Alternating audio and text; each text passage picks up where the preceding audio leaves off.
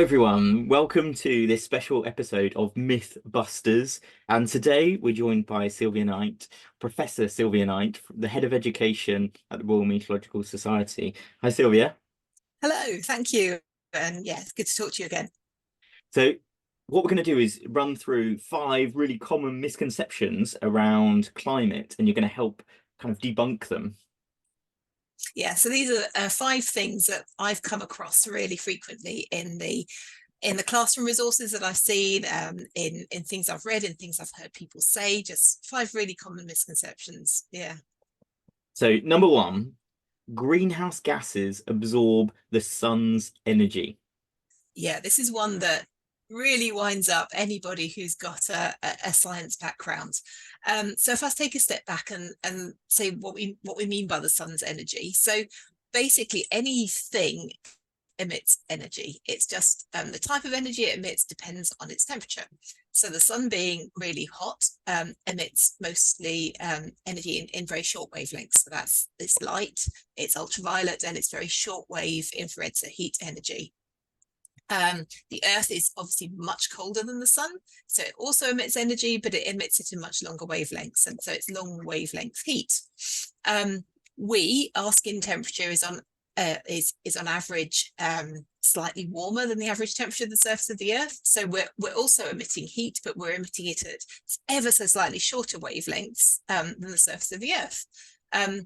And I guess that's how infrared cameras and infrared thermometers work. They pick up the energy that anything is emitting, and they work out what the temperature of that thing is based on that. So we've got the sun's energy, the light, the short wavelength heat, the ultraviolet coming in through the top of the atmosphere. Some of that gets reflected straight back out to space without anything happening to it, and the rest of it warms the Earth. The Earth then emits energy into the atmosphere. And the critical thing is that the Earth's energy is at much longer wavelengths than the sun's energy was.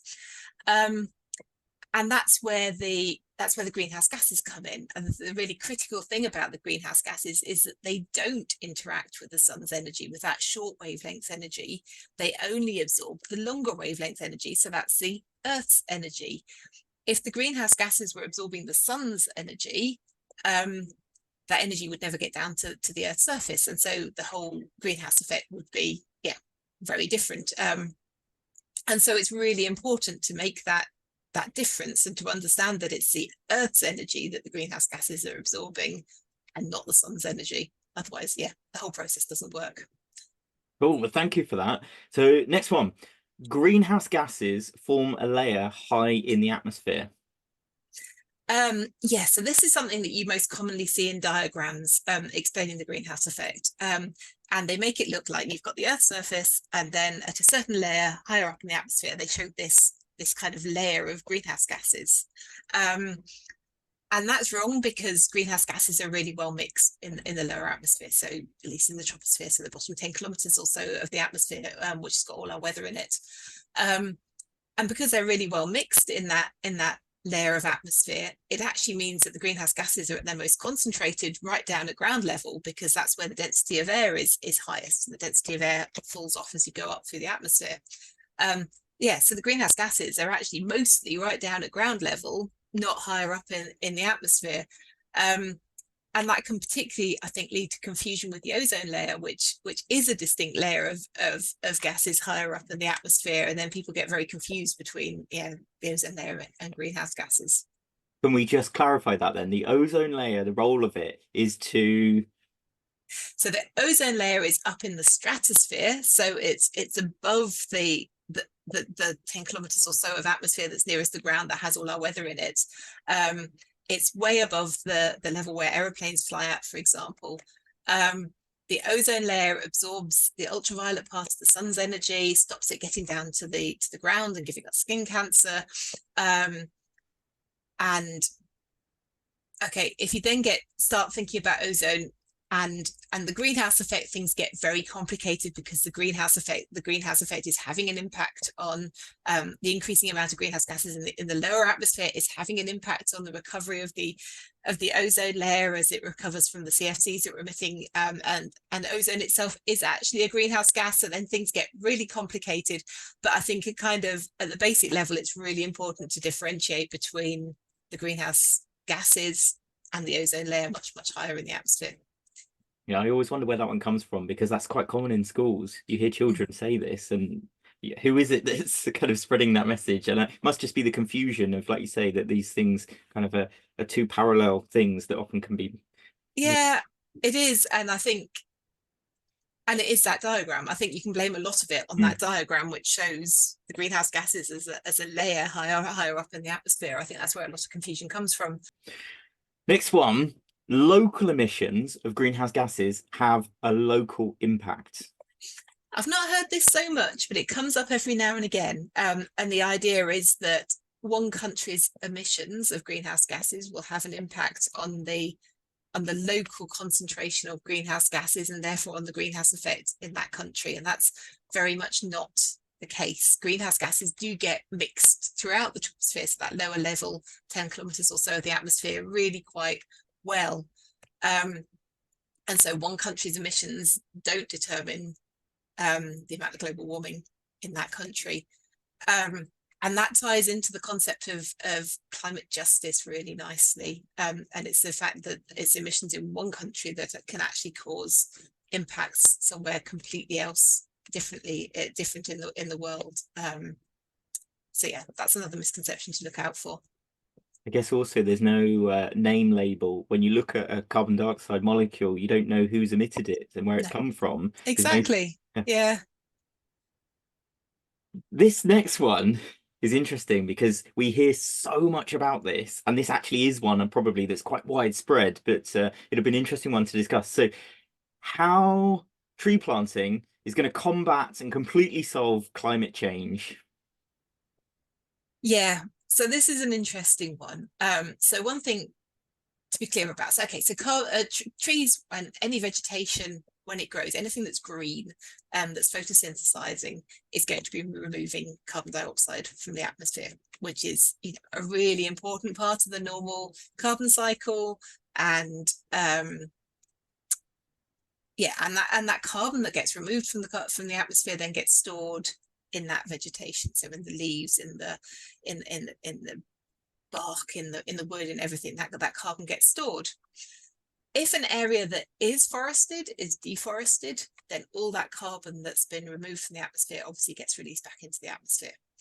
So if we have deforestation, if we have a net loss of forest, then we see an increase in the amount of carbon dioxide in the atmosphere, which is obviously bad.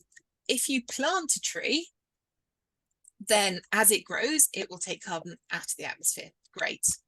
But it will only lock that carbon away while it's growing and while that tree exists. If you then chop that tree down and burn it, for example, that carbon goes straight back into the atmosphere.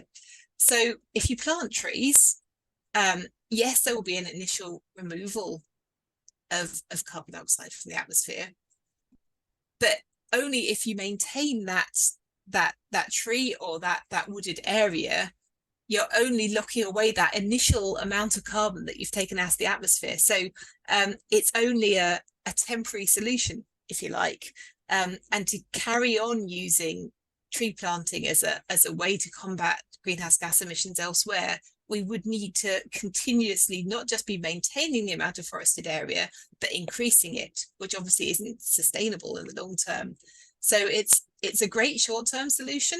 And obviously planting trees has a whole number of other positive impacts as well, for biodiversity, for well-being, for air quality.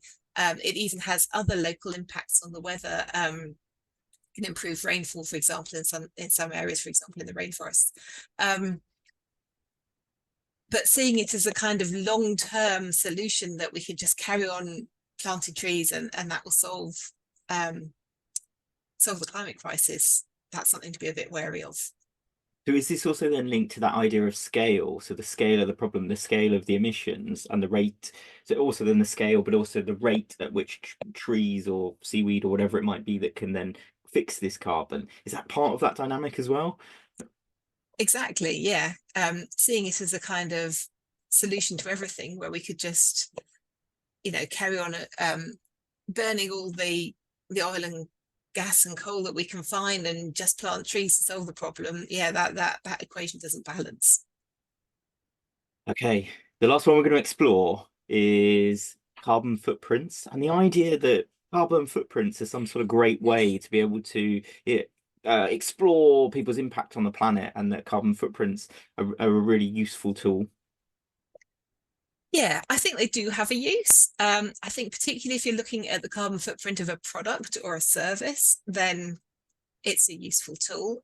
So for example, if you want to compare the emissions from an apple grown locally or an apple shipped in from the other side of the world, the concept of a carbon footprint is really useful. And actually, the answer might not be what you think it might be in that particular case.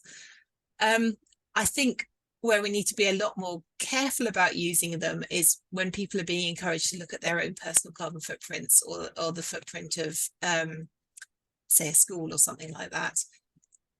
Partly because it can lead to feelings of anxiety and guilt, which is really not where we want to go, because those feelings don't lead to positive behaviours. There's been plenty of research that shows that. And you don't want to have that message of you can't do something. We need to get a message across of we can do things better, not you just can't do something. That is a really negative message that needs to be avoided as well. And I think with carbon footprints as well, it's the kind of history of them as that they were devised as something very purposefully to shift the blame from big organizations and corporations and governments to the individual. It's worth being aware of that as well, that they weren't actually designed as something positive, and we need to avoid using them in that sense. Yeah. It kind of goes to the heart of that individual versus systemic changes that are needed. And yes, there's validity, it's appropriate to think about your individual actions, but actually it's that big wider system that actually the carbon footprints maybe doesn't acknowledge that is the key bit. Yeah. And there are actions that you can have as an individual which are immensely powerful,